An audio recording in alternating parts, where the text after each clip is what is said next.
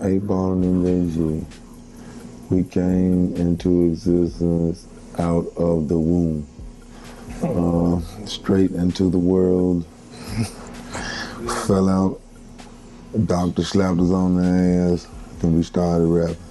No, for real, seventh grade, buddies at school, you know what I'm saying? And it just kind of evolved from that. You know, we started off beatboxing and shit at school and rapping and stuff, and then it just kind of evolved into. What are you doing, son? Yeah, it was like a big crew, and it got all the way down to just two. You know what I'm saying? And we was like the last two that really was doing it with everybody that we started with, and it just kind of grew into this. Our hardest struggle, I guess, was struggling trying to get in the rap game. You know, that was one of our hardest struggles right there. You know, but we were head over heels. You know, trying to get in it. You know, we got in it young and early though, fresh out of high school. We had a record, fresh out of high school. The name of it was Listen to the Lyrics, hoodly known as Lyrics of a Pimp.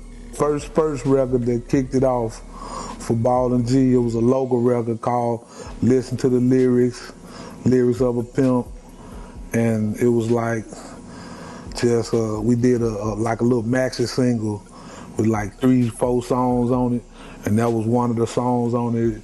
It's an old picture, nigga. We had the little short curls standing by the phone booth and shit. And acid wash jeans. Yeah, it was like radio station don't exist no more. Played it a bunch of times, and it just kind of blew up. Phone booth, you know that a long time ago. Like a local DJ got a hold of it and just kind of blew it up. You know what I'm saying? So that was the first. The Lyrics of a Pimp song was like 2 or 3 years before the Lay It Down day. That was, you know, like that was before we even came out with Coming Out Hard. The longevity of 8 Ball and MJG comes from just us staying true to who we are. You know what I'm saying? Like, we refuse to change and be molded into what people want us to be or say what, you know, Southern rap should be, you know. Like I done said a bunch of times, you know, the music that's popular music now used to be underground, like deep underground. Like niggas used to hate that type of shit. And now all of a sudden it's pop music, you know what I'm saying? And that's, you know, that's what keep us is that we just stay the same, man, you know. Faith in God, you know, God done blessed us to make it as far as this right now. You know, it ain't a lot of cats that came out in 93 and 94 and 95 that are relevant to the game right now. You know what I'm saying? And we still relevant to the game, you know, so our longevity just come from us sticking to our guns and being us and not changing for the world, you know.